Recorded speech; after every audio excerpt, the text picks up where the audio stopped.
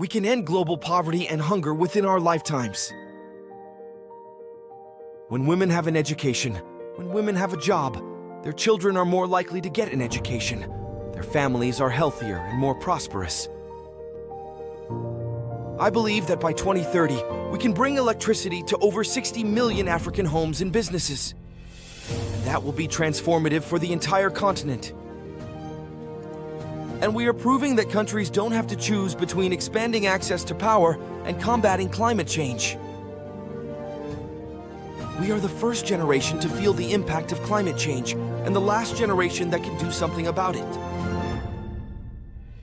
We can roll back the pollution that we put in our skies and help economies lift people out of poverty without condemning our children to the ravages of an ever-warming climate. Someday, our children and our children's children will look at us in the eye and they'll ask us, did we do all that we could when we had the chance to deal with this problem and leave them with a cleaner, safer, more stable world? We can't ask a child to feed her mind when she can barely feed her stomach. As the wealthiest nation on Earth, I believe the United States has a moral obligation to lead the fight against hunger and malnutrition and to partner with others. Let girls learn. Let girls learn so they can help start new ventures and drive economies. Let girls learn so that they can invest in their communities. Let girls learn so they can be safe from violence and abuse. Let girls learn so they can realize their dreams. In the 21st century, the best anti-poverty program around is a world-class education. I'm pretty sure that if we had more women in charge, things would work better. My fellow Americans, we are and always will be a nation of immigrants.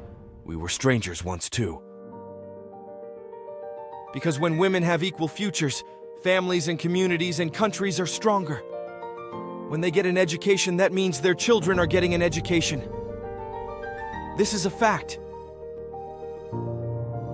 With passion and courage, women have taught us that when we band together to advocate for our highest ideals, we can advance our common well-being and strengthen the fabric of our nation. We have to change our mindsets and start thinking about biological threats as the security threats that they are. The world is interconnected, and that demands an integrated approach to global health. Our vision is within reach. The first AIDS-free generation.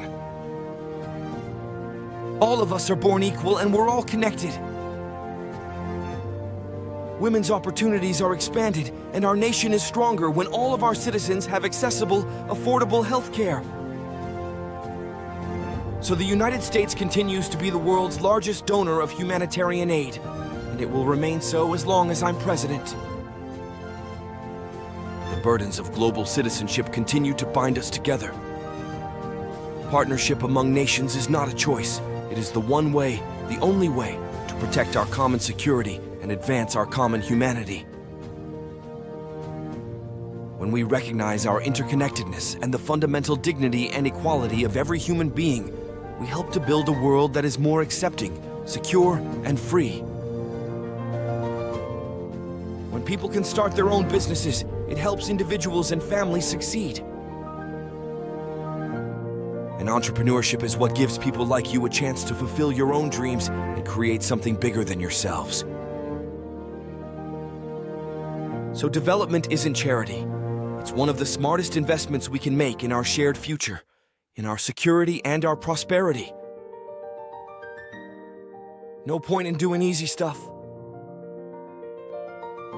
As we've seen from South Korea to Chile to Botswana, the developing nation of today can end up being the engine of global growth tomorrow.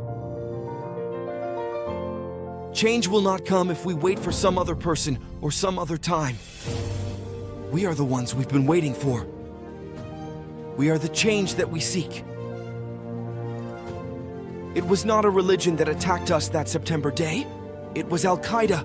We will not sacrifice the liberties we cherish or hunker down behind walls of suspicion and mistrust. In the end, that's what this election is about. Do we participate in a politics of cynicism or a politics of hope?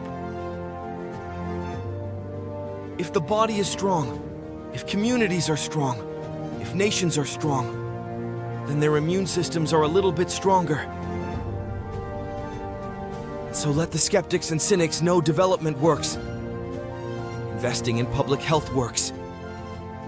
We can break the cycle of poverty. People and nations can rise into prosperity. This next chapter of development must also unleash economic growth, not just for a few at the top, but inclusive, sustainable growth that lifts up the fortunes of the many. We prove that we are still a people capable of doing big things and tackling our biggest challenges. We, the people, declare today that the most evident of truths, that all of us are created equal, is the star that guides us still. I've said this before. I will keep repeating it. One of the best measures of a nation's success is how it treats its women.